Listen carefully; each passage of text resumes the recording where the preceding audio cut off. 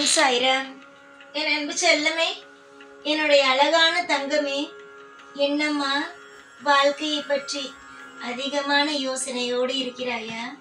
உன்னுடைய யோசனைகள் எல்லாம் என்னவென்று நீ சொல்லி தெரிய வேண்டும் என்றல்ல, உன்னுடைய முகமே எனக்கு காட்டுகிறது. உன்னுடைய கர்ம வினை உன்னை பாடாப்படுத்தி இருக்கிறது. அதையும் எப்படியாவது சரி செய்து விடலாம் என்று அதோடு சேர்ந்து நானும் உனக்கு உதவிகளை செய்து கொண்டு இருக்கிறேன். ஆனால் நீ செய்ததோ பாடாப்படுத்தி எடுக்கிறது. தங்க பிள்ளைக்கு கூடிய சீக்கிரமாக ஒரு நல்லதொரு வாழ்க்கையை காட்டிவிட வேண்டும். எனக்கு அதுதான் மிகப்பெரிய ஒரு ஆசை.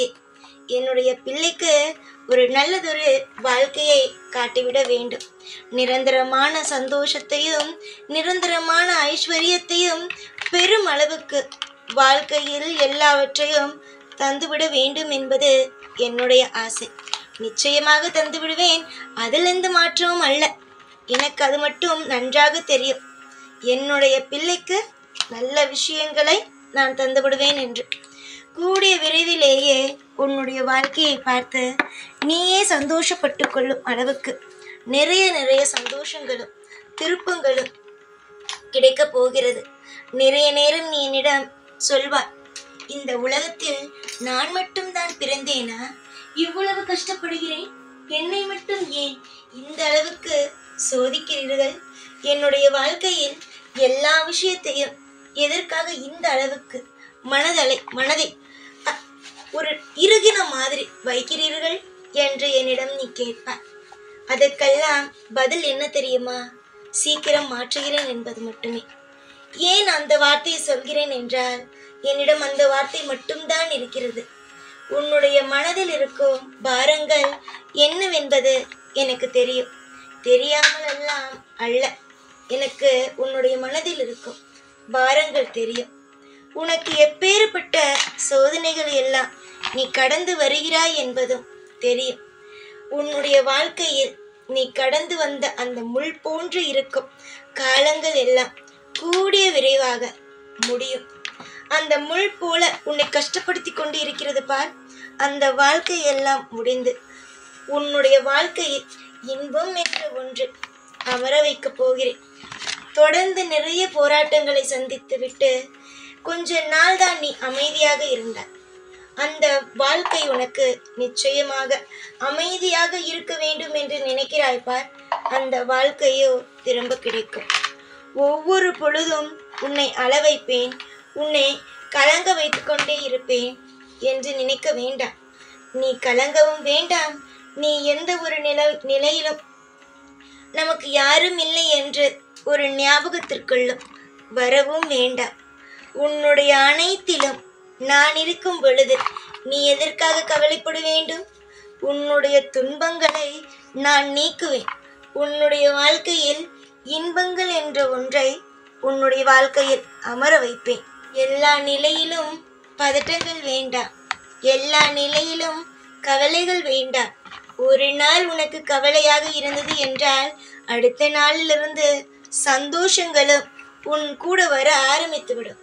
இது எல்லாமே தற்காலிக மட்டுமே.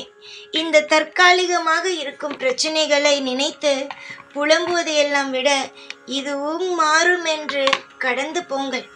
இந்த ஒரு கஷ்டத்திலும் இருந்து மீண்டு வந்து விடுவேன் என்று நம்பிக்கையை உருவாக்குங்கள்.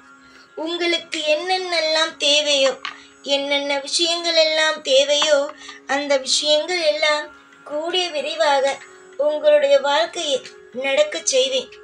எதிர்பார்த்த தருணங்கள் ரொம்ப தூரத்தில் அல்ல, பக்கத்தில் இருக்கிறது.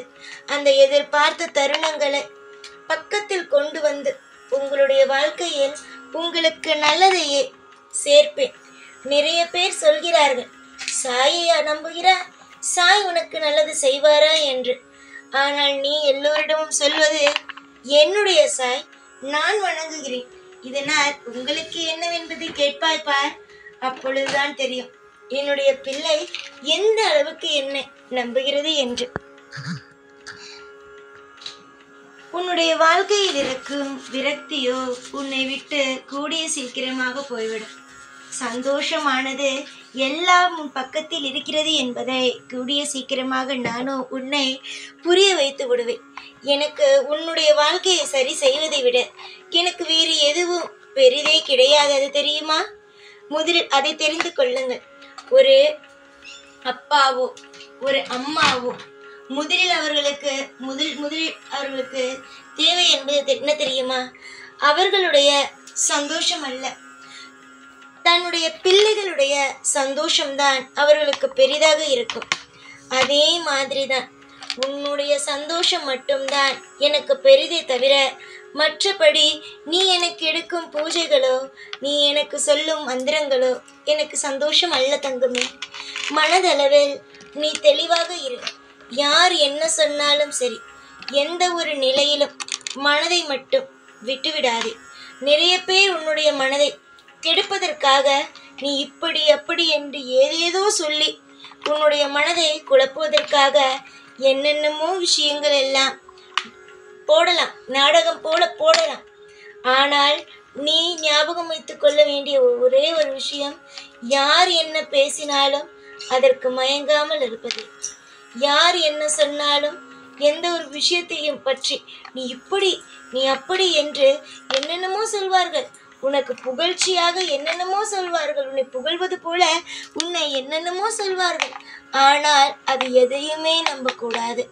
உன்னை யார் ஒருவன் அதிகமாக உன்னுடைய மனதை கெடுப்பவர்கள், அதிகமாக உனக்கு தப்பான விஷயத்தை சொல்லிக் கொடுப்பவர்கள் யாரையும் முதலில் நம்பாதே. அதே போல உனக்கு நீ இப்படிப்பட்டவள், நீ ரொம்ப நல்லவள், நீ ரொம்ப ரொம்ப திறமையானவள் என்று உன்னை அதிகமாக புகழ்ந்தாலும் அவர்களை நம்பாதே. ஏனென்றால் உன்னை புகழ்ந்து புகழ்ந்து கீழே தள்ளிவிடுவார்கள். நீ யார் என்பதையே மறக்க வைத்து விடுவார்கள்.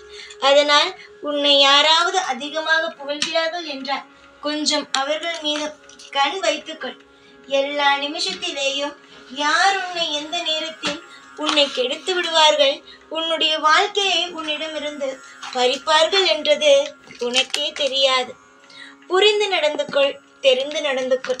எல்லா விஷயமும் தமக்குத்தான் தெரியும் என்ற ஒரு நினைப்பில் இருந்து விடாதே.